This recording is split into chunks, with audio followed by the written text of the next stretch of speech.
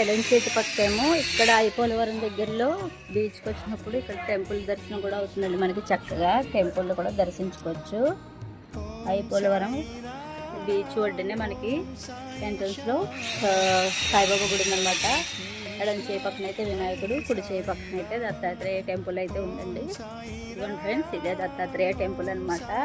మనం ఇప్పుడు మేమైతే ఫస్ట్ అన్నవరం స్టార్ట్ చేస్తామండి. తర్వాత తలుపులంలోకి వెళ్ళాము. వెళ్ళిన తర్వాత ఐపోలవరం బీచ్కి వెళ్దాం అనుకున్నాం. ఈ గుడి ఇక్కడైతే టెంపుల్స్ కూడా ఉంటాయని మాకు చెప్పారనమాట. సో టెంపుల్ దర్శనం చేసుకోవచ్చు, మాతో పాటు మీరు కూడా చూస్తారని చెప్పేసి మేమైతే ఈ టెంపుల్స్కి అయితే రావడం జరిగింది. ఇదిగోండి ఫ్రెండ్స్, ఇదే టెంపుల్ అనమాట.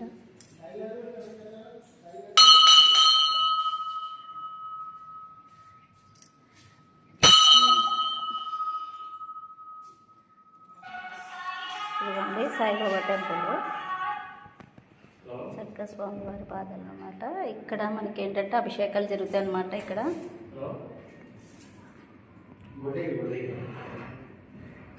ఇక్కడైతే అభిషేకాలు అవి జరుగుతాయి అనమాట ఫ్రెండ్స్. ఇదిగోండి ఇక్కడైతే పెద్ద సాయిబాబా గారు అనమాట. ఓం సమస్త సద్గురు సాయినాథ్ మహారాజ్ కీ జై.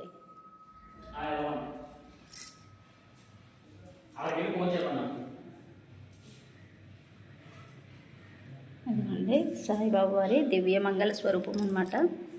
చూసారు కదా.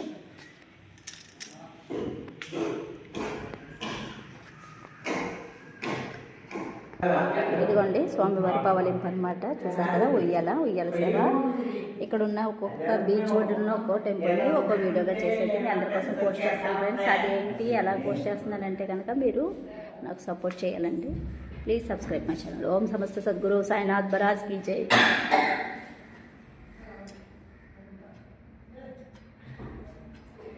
ఇది సాయిబాబా టెంపుల్ అనమాట అండి.